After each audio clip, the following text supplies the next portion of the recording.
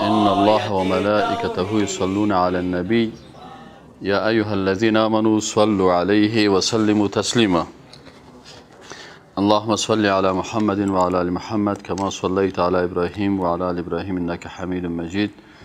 اللهم بارك على محمد وعلى آل محمد كما باركت على إبراهيم وعلى آل إبراهيم إنك حميد مجيد. الحمد لله نحمده ونستعينه ونستغفره ونؤمن به ونتوكل عليه ونعوذ بالله من شرور أنفسنا ومن سيئات أعمالنا. من يهده الله فلا مضل له ومن يضلله فلن تجد له وليا ولا مرشدا.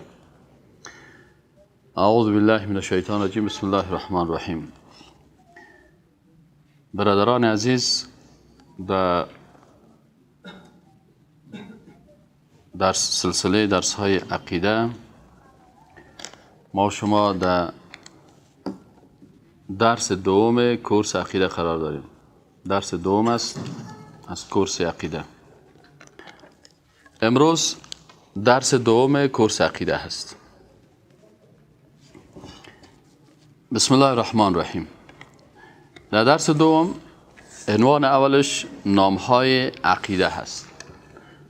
وقتی ما و شما کتابهای عقیده را میخوانیم، در طول تاریخ علمای اسلام برای علم عقیده یا برای عقیده اسلامی چند نام گذاشتن که هر کدامش فهمیدن هر کدامش ما و شما را به یک نقطه دقیق متوجه می سازه.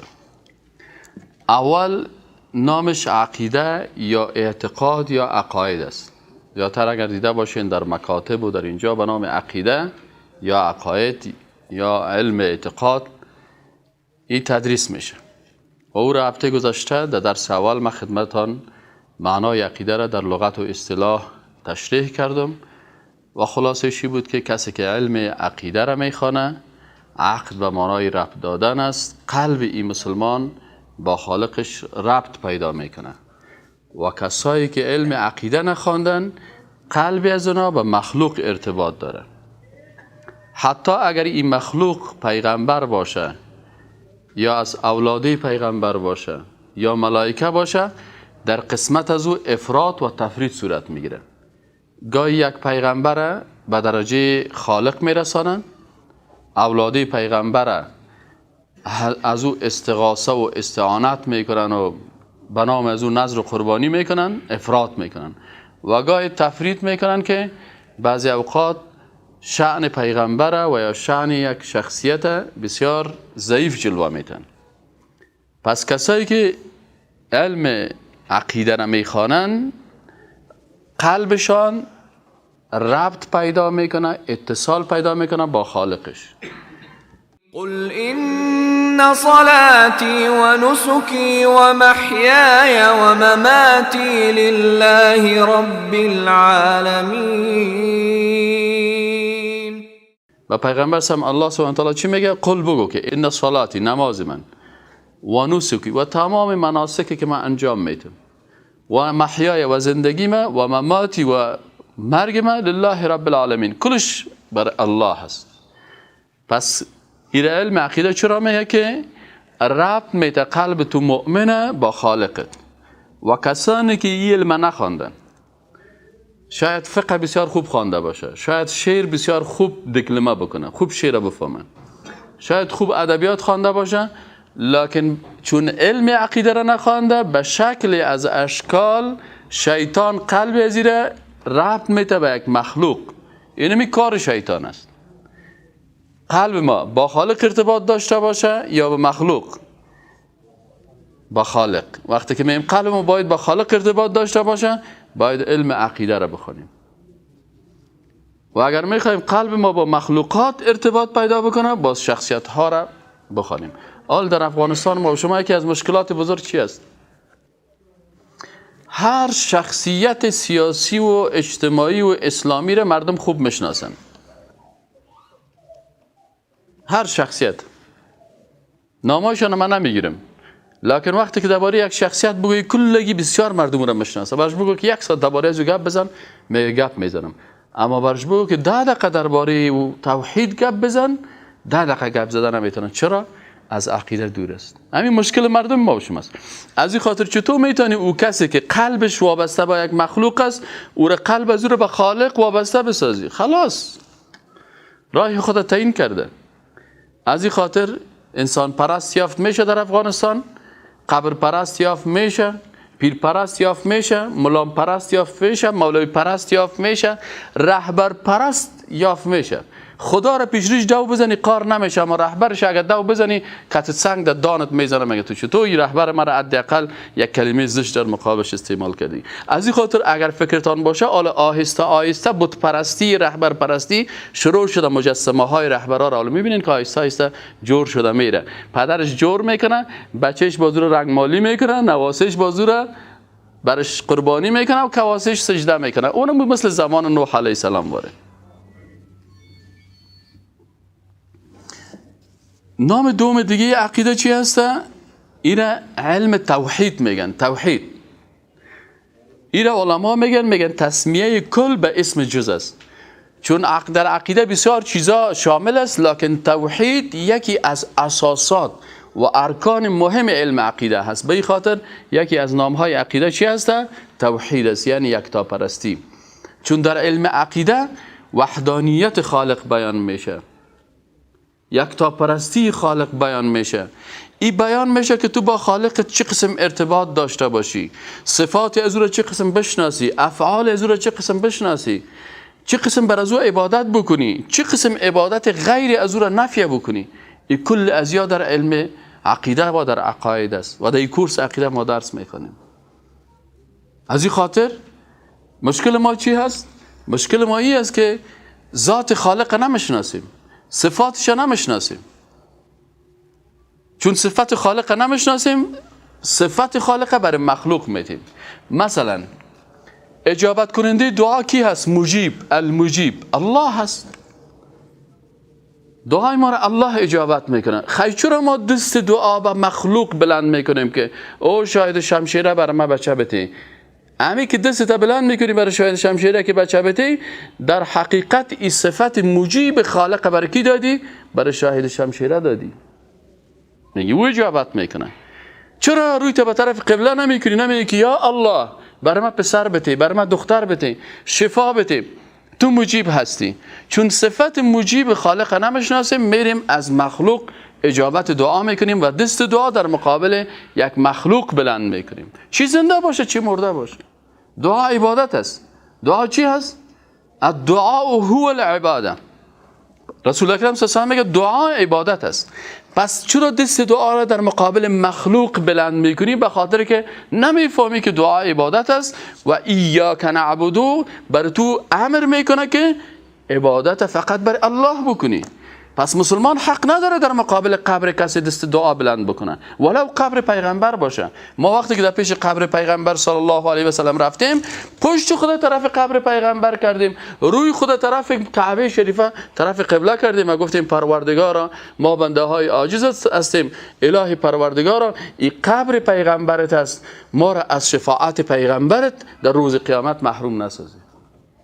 اما نگفتیم که ای پیغمبر بر من بچه بده، ای پیغمبر بر من دختر بده، ای پیغمبری گوسفند زیر پای تو ذبح میکنم. چرا؟ به خاطر ازی که ما الحمدلله عقیده قرآن و سنت میفهمیم، عقیده را خواندیم، میفهمیم که رسول اکرم صلی الله علیه و سلم شخصیتی بسیار بزرگ اسلام است. لکن ای پیغمبر بر کس بچه و دختر داده نمیتونه. چرا برای خود بچه نداد؟ چرا بچه پیغمبر در آغوش خودش وفات میکنه؟ به خاطر که برای ما بفهمانه که پیغمبر اگر شفا داده میتونست، پس بچه خودش شفا میداد. بچه دست خودش وفات میکنه، بچه جوان نداره. پس معلوم میشه که پیغمبر شفا دهنده و خلق کننده نیست. خالق و شافی الله هست. پیغمبر رسول الله هست، فرستاده الله هست و احکام الله را بر مردم بیان میکنه و عقیده توحید بر مردم بیان کرده.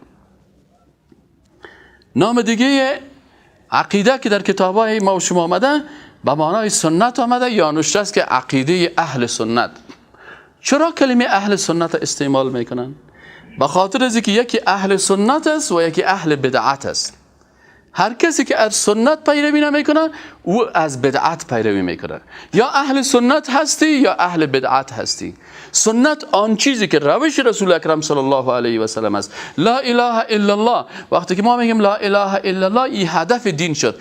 به هدف دین خود، به خاطر که الله را بشناسیم، از روش کی استفاده بکنیم، از طریقی کی استفاده بکنیم، از سنت عملی و تطبیقی کی استفاده بکنیم، از تقریر کی استفاده بکنیم، از قول و فعل تقریر کی استفاده بکنیم. محمد رسول الله جز دوم کلمه هست که ما باید از روش رسول الله صلی الله علیه و سلم استفاده بکنیم. پس وقتی که میگیم عقیده اهل سنت، یعنی عقیده کسانی که بر روش رسول اکرم صلی الله علیه و سلم قرآن میفهمند، بر روش رسول الله صلی الله علیه و سلم الله را میشناسند. اگر مردم الله را شناخته میتونست، خیلی ضرورت به پیغمبر چی بود؟ اگر فیلسوفا میتونست افلاطون خدا پرست می بود، پس ضرورت نبود که پیغمبر میامد. باید نظریات افلاطون را میخواندیم، سقراط را میخواندیم، نظریات دیگه فلاسفه را میخواندیم. لکن الله سبحانه و تعالی بر ما معرفی کرد که محمد رسول الله، محمد رسول الله صلی الله علیه و سلم است. پس وقتی که محمد رسول الله هست، پس فرستاده الله هست. فرستاده الله میتونه که کتاب الله را بیشتر تعریف بکنه و تشریح بکنه و بیان بکنه و او خوبتر میتونه تطبیق بکنه. پس عقیده اهل سنت چی مانه؟ یعنی عقیده که مطابق عقیده رسول الله صلی الله علیه و سلم است. اما کسایی که اهل سنت نیست، در مقابل چی آمده؟ در مقابل اهل بدعت آمدن. چرا اهل بدعت چی کردن؟ عقیده خدا به نام اشخاص آوردن. موسویت به طرف موسی انتقال شد. ببین نام الله فراموش شد. عقیده موسویت، عقیده عیسویت، عقیده فلانی مرجعه، عقیده فلانی، نام های اشخاص دیگه آوردن. لکن علمای اسلام گفتن نه خیر، عقیده درست عقیده قرآن است، عقیده درست عقیده رسول الله صلی الله علیه و سلم است. از این خاطر چی میگن؟ یکی از نامهای عقیده چی است؟ عقیده درست توحید، عقیده اهل سنت است که در مقابل چی استعمال شده؟ در مقابل اهل بدعت. بنان اهل سنت میگن که ما برادر عزیز آنچه که رسول الله صلی الله علیه و گفته از اونمو پیروی میکنیم. ای که تو نظر خاص داری، نظرت از احترام محترم است نظرت، لکن نظر تو سنت نیست. ای که میگی من از پدرکلانای خود پیروی میکنم، پدرکلان تو سنت نیست. آیا پدرکلان تو معصوم بود؟ پدرکلان تو پیغمبر بود؟ حالا متاسفانه در بسیاری مجالس وقتی که بشین میگه آنچه که پدرکلانای ما گفته ما امور قبول میکنیم. پس بین گپ تو و گپ ابو جهل چی فرق شد؟ ابو جهل هم میگفت که پدرکلانای ما، تو هم میگی پدرکلانهای ما. و وقتی که ما پدرکلانهای خدا سائل میکنیم، پدرکلانهای ما معصوم نبودن، اشتباه داشتن، غلطی داشتن. بسیاری از پدرکلانهای ما عالم نبودن، بسیاری از پدرکلانهای ما قرآن نمیفهمیدن، قرآن نمیفهمیدن. اگه قرآن میفهمیدن، مرا که پدرکلانت که کدام تفسیر قرآن پدرکلانت نوشته کرده. یک وقت من بسیار دلم از مرد از پدرکلانای ما سیاه شد. چه وقت سیاه شد؟ والله وقتی که من ماستری میخواندم، من وقتی که 2 سال دوره ماستری رو خلاص کردم، 3 سال دیگه باید ما کتاب یا تزیس یا رساله نوشته میکردیم. من رفتم پیش از پروفسوری که استاد ما است، استاد پروفسور ما است و موضوع مشوره میگیرم. برش گفتم استاد، گفت بله. من گفتم ما میخوایم که امی 3 سال ماستری خود در تفسیر قرآن، در شناخت قرآن صرف بکنم. امی وقت ما 3 سال میخوایم بر قرآن بتم. یک موضوعی برای ماستری ما بده که او مربوط به قرآن باشه که ما 24 ساعت قرآن بخوانم، تفسیر قرآن بخوانم. او برای ما گفت، پروفسور عرب بود، او برای ما گفت والا بچه‌م برای تو خیمه یک موضوع را میگم بسیار خوبش است، اگر اختیار کنی استادا بسیار خوش دارن و موضوع بسیار جدید است و در ماستری و دکترا باید یک موضوع نو و جدیدی که به جامعه بسیار نیاز باشه. گفت خب. گفتم چی است؟ گفت تو برای من در 1 قرن اخیر نوشته بکو که مسلمان های افغانستان چند تفسیر قرآن نوشته کردن.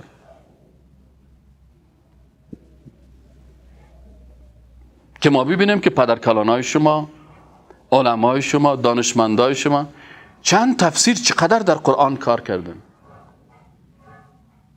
من بسیار خوشحال شدم. گفتم حتما دیگه پدرکلانای ما کلش ملا ما داریم، دا ملا، دیگه 1 ملا دارم، ما چند ملا داریم؟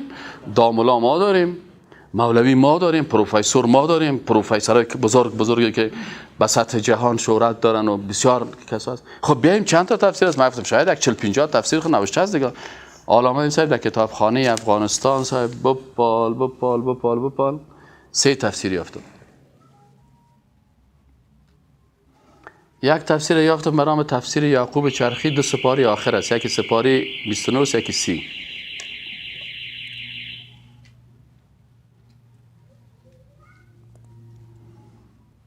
سپاره 29 و 30. چرا یعقوب جان چرخی؟ من 2 سپاره تفسیر کنم. خب خانه شما حداقل قلم برداشت.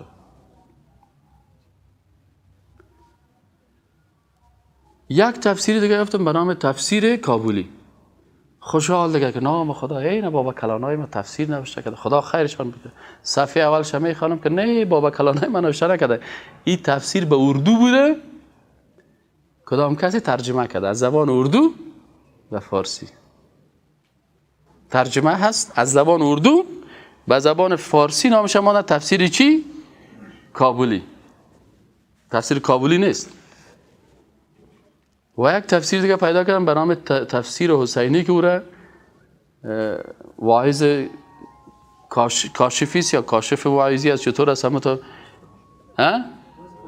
واعظ کاشفی، کلش از اسرائیلیات و قصه هایی که هیچ به درد نمیخوره. این پدر کلانای ما در قرآن نقه کار کردن. رفتم اونجا، یک بچه یک محصل است از پاکستان است، یک محصل دیگه از هندوستان است، یک محصل دیگه از پاکستانی را پرسان کردم، گفتم ببخشید من دیگه کلم خم است، دلم سیاه است.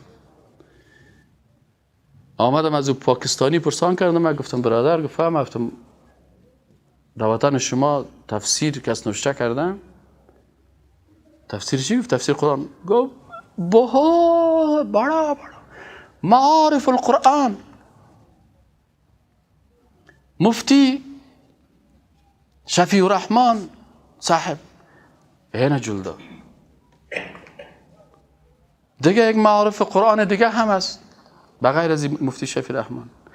دیگه صاحب کاندهلوی دیگه تفسیر نوشته کردن. دیگه صاحب یک عالم از به نام طحاوی دیگه تفسیر نوشته کردن. 50 60 تفسیر 10 جلد 20 جلد نوشته کردن.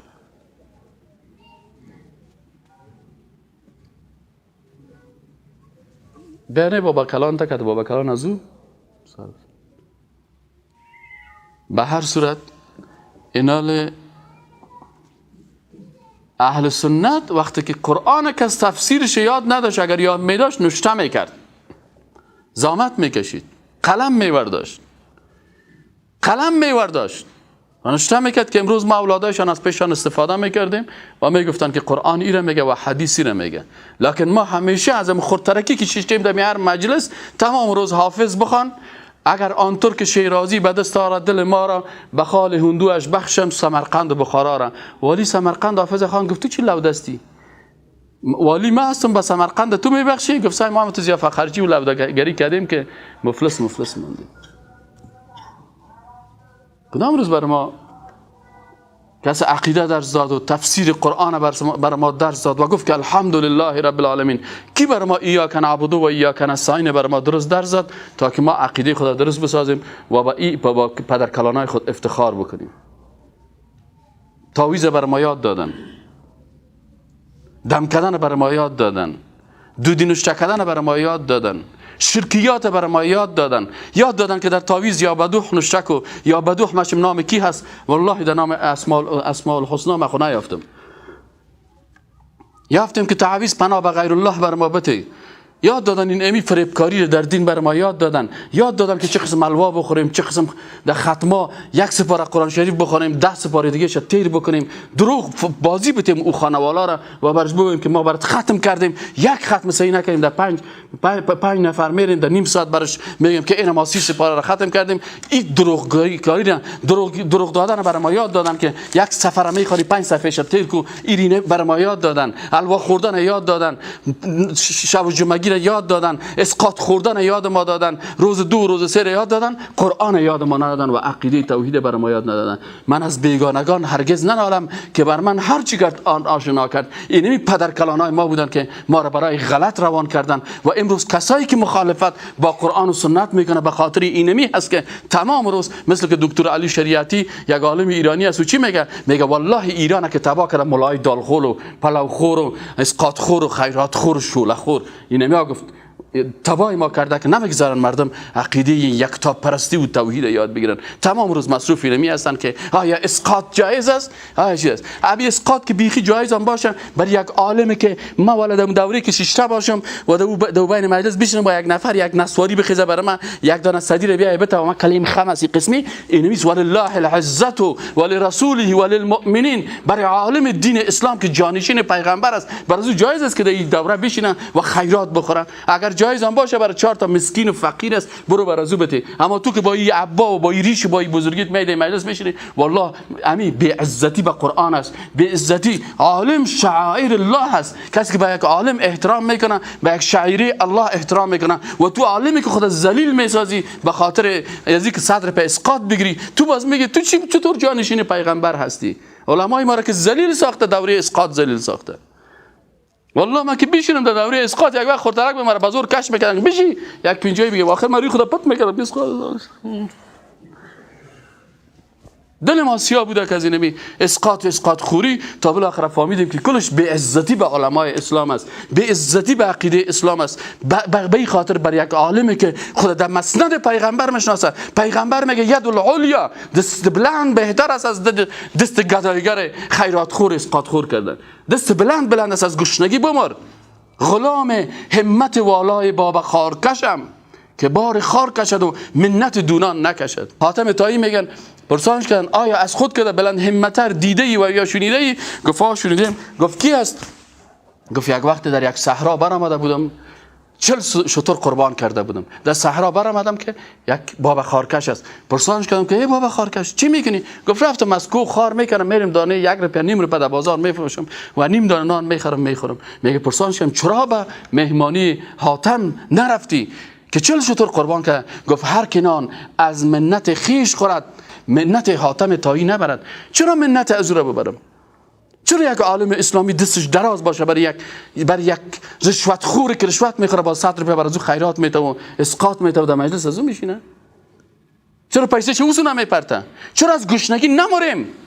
والله شرف است برای یک عالم اسلامی که از گشنگی بمره لکن در دوره اسقاط نشینه، از گشنگی بمره در خیرات نشینه، با عزت زندگی بکنه.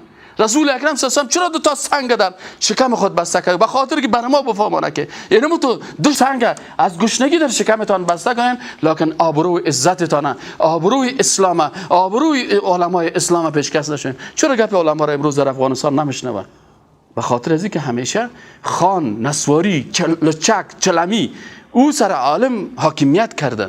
عالم نبوده که کت بکس در دانش بزنه بگه بد کردی تو خان، غلط میگی تو خان، رواج تو غلط است، این رقص که در عروسی است این غلط است، این سازندگی در عروسی تو کس این غلط است، این دخترت که در چاره ایستاده میکنی این حرام است، این ناروا است، این حماقت است، دعوت به زنا است.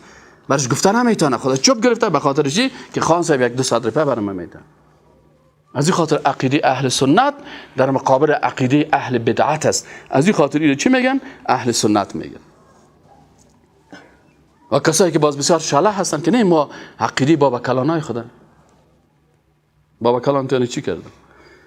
ما با این برادرایی که همیشه در مجالس میگن، من در مجلس پیشروی کس را نمیگم چیزا، نگاه میکنم با درس میگم چون در درس اون نیست دیگه.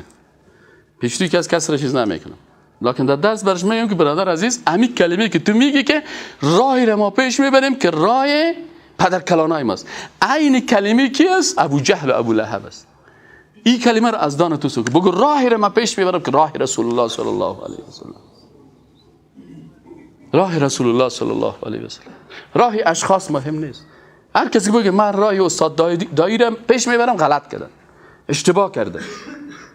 راه مرا پیش نبر. من معصوم نیستم. امروز راه مرا بگیری، سوار روز مرا ببینی که در یک اشتباه، چون غیر معصوم هستم، از پیشم غلطی میشه، ترک فرض میشه، ترک واجب میشه، ترک سنت میشه، ترک مستحب میشه، احیانا از پیشم در مکروهات واقع شدیم، حتی در محرمات الله حفظ بکنه واقع میشیم، در حرام واقع میشیم. تو راه مرا که پیش بری در حرام داخل میشی، چون من معصوم نیستم، از پیشم خطا میشه و کل بنی آدم خطا. لکن راه معصوم بگی که رسول اکرم صلی الله علیه و سلم است، او را الله قلبش پاک ساخته. قلب ما پاک نیست. من کسی یک تا بگه 10 تا میگمش. والا عادتم است، یک تا مرکز بگه 10 تا میگمش، یک سرم یک هجوم بکنه سر 16 تا هجوم میکنم. لکن یگانه قلبی که پاک بود قلب رسول الله صلی الله علیه و آله است. چرا پاک بود؟ به خاطر از اینکه در 4 سالگی و 5 سالگی سن خوردش ملائکه آمدن جراحی قلبی کردن و چیزی که کثافت هایی که از قلب است و چیزی که حقد است و دیگه پاس پاک صفا کردنش و با آب زمزم شستن. قلب های ما را چیز نشستن، قلب رهبرتون نشستن. اکثر مردم افغانستان چرا همین گمراه هستن؟ یک شخص الگوی خود قرار دادن. این رهبر حزب ماست، این رهبر تنظیم ماست، رهبر گروه ماست، پشت از او رفتن. دیگر صاحب او رهبر از این امریکایی یک چند دلار داد، غیر معصوم است. وقتی بکسک دلار اینجا برش مان، رهبر رفت پشت کجا؟ دلار. کل گروهش چی شد؟ رفت که امریکایی. نیویه در امریکایی است، دوست است، رفیق است. جهاد خب از روسا بود دیگه. خلاص شد دیگه. امریکایی خاص خو جهاد نداره دیگه، بره خدا خطا. اگر روس آمد آکت جهاد، اما کت امریکایی اگر روس آمد پالوش آمد نو پرابلم. پرابلم تر در روس بود. اون وقت خوب بود. ببین، اما اگر راه رسول الله صلی الله علیه و بگیری هیچ وقت در غلطی و اشتباه نیست، چون او معصوم است و قرآن میگه ولکم فی رسول الله اسوه حسنه. اگر دست پیر گرفتی و ماچ کردی او پیر جان او خوب تکان داد و الله الله الله الله، دیگر است که یک دختره کردی الله الله الله الله، باز تو هم رفتی کتش دیگه. اما اگر راه رسول الله صلی الله علیه و گرفتی باز یندل مندل ضرورت نداری. باز راه رسول الله صلی الله علیه و گرفتی باز مستقیما ولکم فی رسول. او مردم چرا از قرآن پیروی نمیکنین؟ چرا قرآن ماندی؟ ولکم فی رسول الله اسوه حسنه. بر شما و در رسول الله صلی الله علیه و اسوه حسنه هست. رهبرتان الگویتان رسول الله را ببینید، امر الله هست. دیگه نام از نامهای عقیده اسلامی اصول دین است. چی است؟ اصول دین است. یکی اصل دین است، یکی فرع دین است. نماز فرع است، روزه فرع است، زکات فرع است، جهاد فرع است، دعوت فرع است، حج فرع است. اصل دین عقیده است. اصل دین عقیده است. لکن ما در افغانستان خوب نماز میخوانیم، خوب ذکر میکنیم، در فروعات خوب مصروف هستیم، اما اصل چی کردیم؟ فراموش کردیم. بناهن تا که اصل ما کم نگیری فرع به دردت نمیخوره. والله من خود دروغ نمیگم، خب دیپلماسی رو یاد ندارم، به خاطر مسئولیت الهی براتون میگم. والله اگر یک ماه در یک اتاق بشینی و تسبیح 1000 دانه‌ای بگیری و یا الله بگویی یا الله بگویی و عقیده درست نداشته باشی، یک ماه یا الله بگویی، 1,00,000 مرتبه یا الله بگویی، لکن یک عبادت به غیر الله بگویی، قرآن میگه لئن اشرکت لیحبطن عملک. اگه با خدا کس را شریک ساختی تمام اعمالت از بین میره، 1,00,000 تسبیحت از بین میره. اگر عقیده صحیح داشتی که الله را درست شناختی، پیغمبر را درست شناختی، اگر 33 بار سبحان الله، 33 بار الحمدلله، 34 بار الله اکبر بگویی، آنقدر برات اجر داده میشه. یک دفعه لا اله الا الله بگویی، با اندازه لا اله الا الله تو گرنگ میشه که اگر گناه ها به اندازه کوه ها هم باشه این ثقیل میشه. کدام لا اله الا الله که از قلب لا اله الا الله بگویی. خب و اون معنای لا اله الا الله را پسان باز ما براتون میگم، باز به اون معنا لا اله الا الله را بفهمید. دیگه از نامهای عقیده فقه اکبر است. گوش کنین کسانی که ادعا میکنین که ما پیروان امام ابو حنیفه رحمت الله علیه هستیم. گوش کنین که در افغانستان چقدر دروغ میگن، حنفی نیستن. امام ابو حنیفه سه بسیار لوکس بود.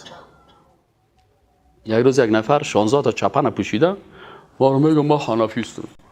امام صاحب ابو حنیفه 16 تا چپن نپوشیده بود. تو یک ماست که خدا نشوشتی. امام ابو حنیفه رحمت الله علیه کسایی که خواندن و ما خواندیم مکمل زندگیشه. اول در جوانی خود تجارت میکرد، تجارت تکه بود. تجارت تکه میکرد. بزرگترین تجار در منطقه خود بود. پیسه‌دارترین نفر در منطقه خود بود. سر شاگردای خودش مصرف میکرد. و تو کورس نساخته بود که از شاگردها پیسه بگیره، بلکه بر شاگردای خود مصرفشان ای میداد. بهترین لباس، بهترین تجارت، بهترین تقوا داشت. بهترین فهم از دین داشت. از او خاطر سعی کنین او تمام فقه را دو بخش تقسیم کرده بود. یکی فقه اکبر و یکی فقه اصغر.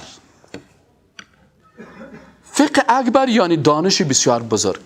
دانش بزرگ چی؟ دانش بزرگی که اصل دین است. این میگه فقه اکبر است. یک کتاب نوشته کرد به نام فقه اکبر.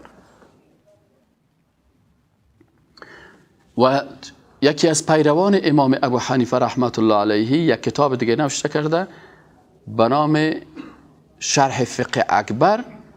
نام از عالم است ملا علی قاری. والله اگر امیال کتاب ملا علی قاری در افغانستان بخوانی یک سنگ جارجارت نکنن. همین حنفیه. او میگه اگه در نوروز اگه به کسی یک دانه تخم بدی کافر میشی. ملا علی قاری میگه.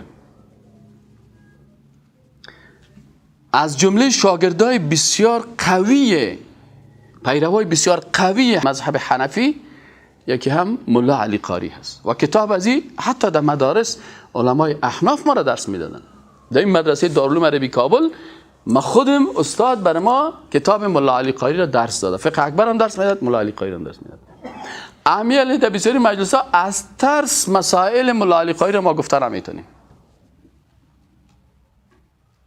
و یکی از پیروان قویه، ما یک روز در عربستان سعودی که یک عالم جرا بحث داشتم، ما گفتم با اعتبار ترین کتابی که در کل دنیا بسیار معتمد است در عقیده کدام کتاب است؟ گفت شرح عقیده طحاویه. ما یک ذره در موجه ما یک کمک خواستیم حنفیگری خدا برشان نشان بدیم کنیم. ما گفتم خب امیر کی نوشته کرده؟ گفت ابن ابی العز حنفی. گفتم آیا این کتاب شما اعتبار میدین؟ گفت در کل پوانتونهای عربستان سعودی کتاب تدریس میشه که ایره یک عالم حنفی نوشته کرده. بفرمایین از تمام علما پرسان کنین بگوین که شرح عقیده طحاویه مؤلفش کی است؟ میگن ابن ابی العز الحنفی. فعلا در کجا تدریس میشه؟ در تمام پوانتونهای عربستان. اونو کتابی را که یکی از بزرگای احناف نوشته کرده اگر مسائل از او را بی در افغانستان بگوی میگه تو وهابیستی. اگر از شرح عقیده طحاویه را در اینجا بیاد درس بده، برو امیر شاید ترجمه شده باشه، امیر شروع که درسشه بگو من از شرح عقیده طحاویه گپ میزنم. کسایی که میگه ما حنفی هستیم تو را میگه تو وهابی هستی. چرا؟ به خاطر ازی که او دروغ میگه، حنفی نیست. اگه حنفی می بود فقه اکبر امام ابو حنیفه رحمت الله علیه را میخواند. اگر حنفی واقعی می بود ملا علی قاری را میخواند که شرح فقه اکبر امام ابی حنیفه رحمت الله علیه است. و اگر او حنفی واقعی می بود شرح عقیده طحاویه را میخواند که یک عالم حنفی نوشته کرده. و این سه کتاب عقیده بسیار مهم در عقیده احناف است. این کتابایی است که ممثل عقیده احناف است و ما اکثرا وقتی که درس ها را میگیریم از این کتابا استفاده میکنیم. ولی امروز در افغانستان چی میگن؟ از این خاطر امام ابو حنیفه رحمت الله علیه فقه را تقسیم کرده بود: فقه اکبر و فقه اصغر. فقه اکبر 13 سال در مکه مکرمه تدریس شد، لا اله الا الله، تا ای که از زبان در قلب داخل شد. و فقه اصغر کدام فقه بود؟ باقی مانده تمام احکام دین که است، نماز، روزه، حج، زکات، کل دیگه کسی چی است؟ یکی موضوعات که در فقه هست این چی است؟ فقه اصغر است. پس من یرید الله به خیرا یفقهه فی الدین، کسی که الله بر از او خیر میخواد او را فقیه در دین میسازه. در افغانستان میگه در فقه اصغر، نه خیر، یفقهه فی الدین، در فقه اکبر و فقه اصغر او را میفهمانه که هم عقیده توحید قرآن و سنت داره و هم کتاب های فقه دیگر را میفهمه. من یرید الله به خیرا یفقهه فی الدین تنها در فقه اصغر نیست، در فقه اکبر اول باید باشه. دیگه از نامهای عقیده چی است؟ شریعت است. چون شریعت شامل اعتقادات میشه، شامل اخلاقیات میشه، شامل عبادات میشه، شامل احکام فقهی و نظامهای اسلام میشه. از این خاطر یکی از نامهای شریعت هم است. و یکی از نامهای عقیده چی است؟ ایمان است. به خاطر از این ایمان میگن چرا در عقیده ایمان است. آدمی که عقیده خوان او ایماندار است و آدمی که عقیده نخوانده او بی ایمان است. هر قدر که دعوای ایمانداری بکنه ایماندار نیست. چطور تو میتونی مثلا آب نشناسی؟ چطور میتونی تو درباره ازی بگی که والا من آب نمیشناسم لکن من ساینسدان هستم؟ از چی ترکیب شده؟ اش تو را میفهمی؟ اش چی معنا چرا تو هست و چرا او هست؟ اینو کس نمیفهمه، باز میگه والا من کیمیادان هستم. دروغ میگه. وقتی که ترکیب آب نفهمید بازو بگه من کیمیادان هست. یک کس عقیده را نمیفهمه، فرمول های عقیده را نمیفهمه و میگه من ایماندار هستم. از کجا گرفتی ایمانت؟ از همین 4 تا کتاب های شعر؟ از کتاب شعر تو ایمان؟ آیا او کتاب شعر است یا کتاب ایمان است؟ حداقل عقل داری. آیا یک نفر بگی برو یک کتاب کیمیا بخر، او میره کتاب ادبیات میخره؟ خب میره باش میگه بیادر کتاب کیمیا داری، و باش میگه که میره کتاب شعر بخوان. میگه بیادر خود کتابش ادبیات است. من ادبیات کار ندارم، من کیمیا کار دارم. حال تو ایمان کار داری. ایمان در کجا هست؟ در کتاب‌های ادبیات یا در قرآن عظیم الشان و احادیث رسول الله صلی الله علیه و سلم؟ حال برعکس اینجا در افغانستان امی بسیاری کسا در مسائل اعتقادی هم بسیار بی‌تفاوت هستند. والله در عقیده از کجا گرفتی؟ والله از فلانی کتاب‌های شعر گرفتیم. در فلانی کتاب‌های شعر. و اکثرا در کتاب‌های شعر که است، اکثرا فکرتان باشه که شعرا که هستن یا اکثرا در عالم خیال زندگی میکنن، از مجاز و از کنایه و از استعاره گپ میزنن. اما در قرآن عظیم الشان عقیده توحید که است این گپا نیست. در عقیده که است معلوم است قل هو الله احد الله الصمد لم یلد ولم یولد ولم یکن له کفوا احد. عنوان دیگه درس ما که است اصول عقیده اسلامی هست. اصول عقیده اسلامی. عقیده اسلامی 3 اصل داره. عقیده اسلامی در اصل 3 بخش تقسیم شده، 3 اصل داره. یکی اصل ایمانی هست. اصل ایمانی، اصل اول چی است؟ اصل ایمانی است. اصل دومش اصل عملی هست. در عقیده عمل است، فکرتان باشه، من براتون میگم. و اصل سومش اصل اخلاقی است. در عقیده اخلاق هم است. خوب فکرتان باشه. 3 اصل شد. اصل ایمانی. اصل چی اولش؟ بلند بگوین. این ما یک نفر هستم، صدای می یک نفر از کلتان که بلندتر است. اصل اولش چی است؟ ایمانی. اصل دومش اصل عملی. اصل سومش اصل اخلاقی. خب اصل ایمانیش کدام یکیست؟ اصل ایمانیش عبارت از آمنت بالله و ملائکته و کتبه و رسوله و الیوم الاخر و القدر خیره و شره من الله تعالی و البعث بعد الموت و الجنة حق و النار حق و الصراط حق و المیزان حق. صحیح نه؟ اینی اصل چی است؟ ایمانی هست. صحیح شد؟ که ایمان داشته باشید اصلا که این شد اصل ایمانی. اصل دومش اصل عملی هست. اصل عملی چی هست؟ اول عملا عبادت فقط برای الله انجام بدی. عملا عبادت برای کی انجام بدی؟ اگر عبادت به الله انجام ندی تو ایمان نداری، یا عبادت به غیر الله انجام بدی مشرک هستی. اصل عملی دو بخش دارن. اصل عملی چند بخش دارن؟ یکی تخصیص عبادت به الله، دومش تطبیق قانون الله. امی اصل عملی را از کجا یاد میگیریم؟ خوب فکرتان باشه. لا اله الا الله. یک کسی تو را پرسان میکنه سیکم، یک کسی تو را پرسان میکنه میگه اله کی هست که تو را نفی کردی؟ باید اول اله را بشناسی. اله کی است که تو را نفی کردی؟ گفتی لا اله، نیست هیچ اله قابل پرستش.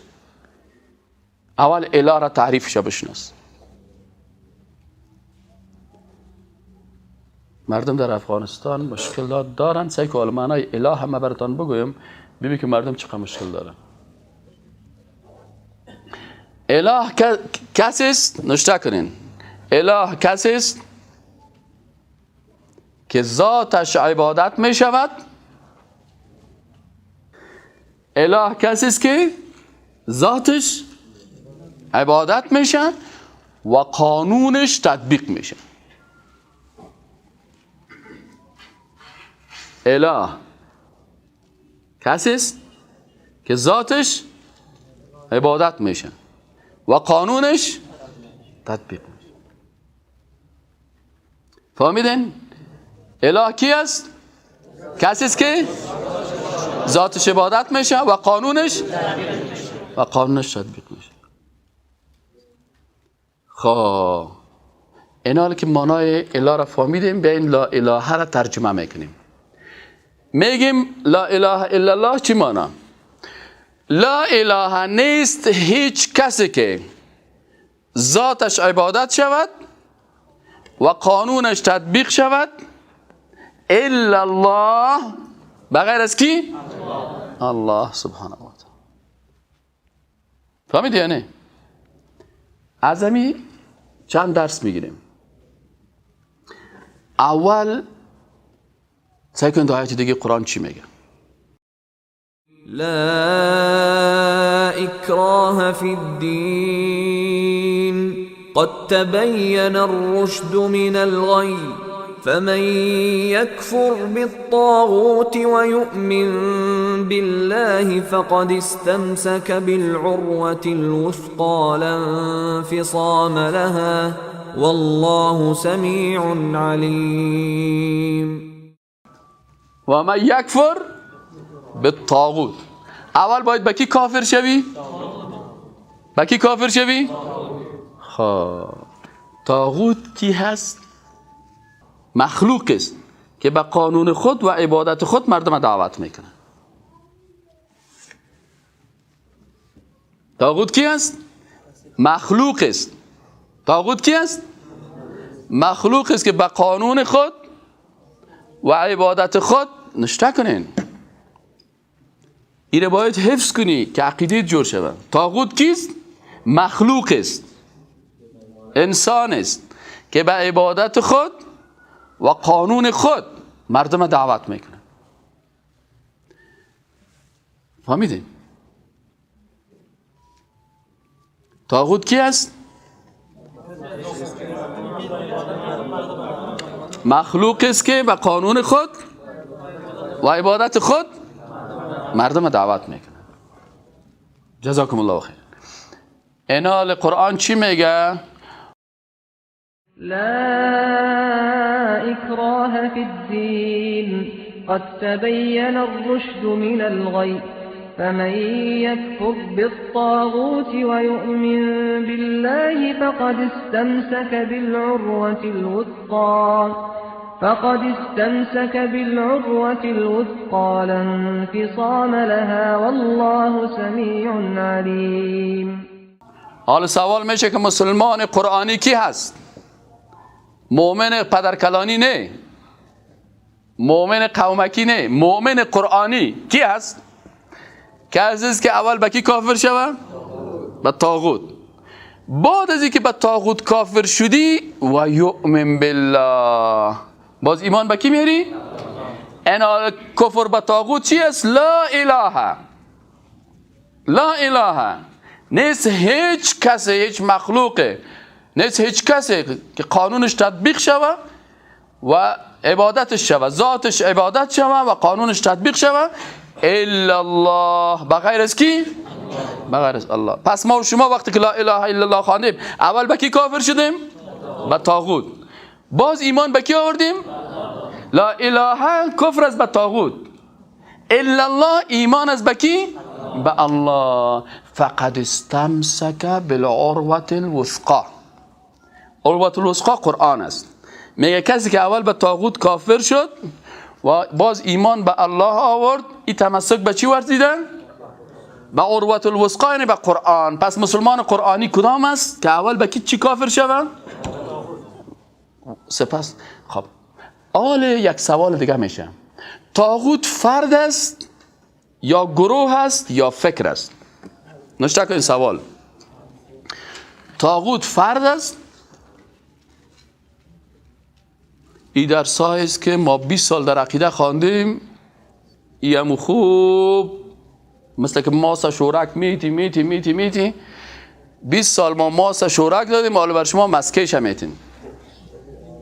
صحیح نه؟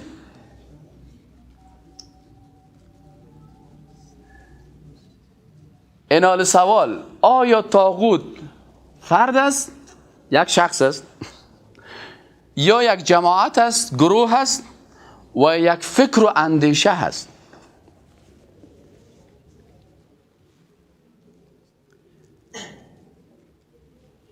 کی برای ما گفتم میتونه؟ آفرین. طاغوت گاهی فرد می باشه. در جوابش میگیم طاغوت گاهی چی می باشه؟ مثل فرعون. فرعون نمیگفت انا ربکم الاعلی؟ پس فرعون طاغوت بود نبود؟ هامان طاغوت بود. فرعون، هامان، شداد، نمرود، ابو جهل، ابو لهب، اینی کلشان در جمله طواغیت چی حساب میشن؟ فرد حساب میشن. امروز مثلا بشار الاسد به عکساش سجده میکنن نمیکنن؟ طاغوت است. معمر القذافی میگفت نگوین بسم الله، بگوین بسم القائد العظیم. نمیگفت که بگوین بسم الله، بگوین به نام رهبر بزرگ اتاتورک. امیال ترکا چی میگن؟ نمیگفتن که بسم الله الرحمن الرحیم، میگفتن به نام رهبر بزرگ انقلاب. طاغوت است، طاغوت های عصر. لنین طاغوت بود، مارکس طاغوت بود، ژان ژاک روسو طاغوت بود. اینا چی هستن؟ اینی طاغوت های فردی است. احیانا طاغوت به شکل یک جماعت و گروه می باشه، مثل کمونیستا، گروه کمونیستا، کمونیست، سوسیالیست، سیکولر، دموکرات ها به شکل، و احیانا طاغوت به شکل یک فکر و اندیشه می باشه، مثل اندیشه سیکولاریستی. اندیشه سیکولاریستی چی است؟ یعنی اندیشه هست که باید قانون غیر الله در یک مملکت تطبیق شود، جدایی دین از ساختار جامعه. در پانتون باید دین نباشه، در مکتب باید دین نباشه، در دفتر باید دین نباشه. دین در کجا باشه؟ فقط در مسجد باشه. پس اندیشه سیکولاریستی اندیشه طاغوتی هست. دموکراسی چی مانا؟ یعنی دموکراسی یعنی که اله مردم پارلمان باشه، خدای مردم کی باشه؟ اگر پارلمان گفت شراب حلال است اوکی، اگر گفت حرام است پارلمان یه حق داره.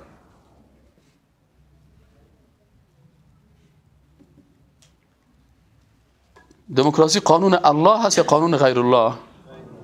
پس طاغوت شد نشد. کمونیسم، مکتب کمونیستی یک طاغوت است به شکل یک اندیشه. چرا که کمونیسم چی میگه؟ میگه دین افیون ملت هاست، مخدر است. انسان که دیندار شد میگه دیندار کسی است که پیش کمونیستا، پیش مارکسیستا نظر مارکس است. پس به نظر مارکس هر کسی که دیندار است پودری است. دیندار چیست؟ مارکس میگه پا میزنه، میگه دین مخدر ملت هاست. ما گپای مارکس براتون خوبم تو لوکس جور میکنم که بفهمید. مخدر ملت ها چی معنی؟ یعنی دیندار چیست؟ هر کس که دیندار است میگه پودری است. اون قرار در بغل دریای کابل اونجا شیشتگی است خلاص. پس این نظر چی هست؟ نظر پس کمونیسم، مارکسیسم، سکولاریسم، فاشیسم، نشنالیسم، قوم پرستی یا کلش اندیشه های طاغوتی هستند. این حال وقتی که میگه که و من یکفر بالطاغوت، اول باید به کی کافر شوی؟ اول باید کافر شوی به افراد طاغوت. به فرعون کافر شوی، به هامان کافر شوی، به نمرود کافر شوی، به شداد کافر شوی، به اندیشه های طاغوتی، به کمونیسم کافر شوی، به سکولاریسم کافر شوی، به دموکراسی کافر شوی و یؤمن بالله، باز بعد از او به کی بیاری ایمان؟ فقد استمسک بالعروة الوثقی، باز او وقت تو هستی که به عروه وثقی. این حال کسایی که میگه دموکراسی و اسلام فرق نداره، لا اله الا الله را فهمیده؟ بیچاره لا اله الا الله را نمیفهمه، معنایشه، معنای اله نمیفهمه. پس این حال ما و شما گفتیم که یکی اصل ایمانی هست، یکی اصل چی بود؟ عملی. اصل عملی چی بود؟ که عبادت باید فقط برای کی انجام داده شود؟ به الله. این حال کسی که میره در شاهد شمشیره برای شاهد شمشیره نظر میبره، این معنای لا اله الا الله را میفهمه؟ این کسی که برای شاهد شمشیره سجده میکنه معنای لا اله الا الله را میفهمه؟ ها؟ سکونه؟ این کسی که میگه سمنک نظر بهار است، نظر بر بهار نظر کرده، این معنای لا اله الا الله را میفهمه؟ نه. خب فرمول عقیده رو چون یک روز در درس عقیده نشیشته. سمنک نظر بهار خود از ننکلان خود یاد گرفته. ننکلانش خود دعای قنوت یاد نداشت. دعای قنوت میگن. اگر تو قنوت چرا؟ به خاطر از اینکه نمیفهمه که بین قنوت، تسلیمی و ذلت در مقابل ذات خالق معنیش نمیفهمه. چند نفر همیاله برو در روی سرک یک مصاحبه بگو بیادر معنای دعای قنوت یاد داری؟ و سوم اصل عقیده چی بود؟ اخلاق است با معتقدات. اخلاق با کی است؟ با معتقد. اخلاق با الله است، اخلاق با رسول الله صلی الله علیه و آله است، اخلاق با پیغمبر است، اخلاق با قرآن است. یک کسی که قرآن میگیره در کثافت دانی میپرته و میگه من کلمه میخوانم، این مسلمان است؟ مسلمان نیست.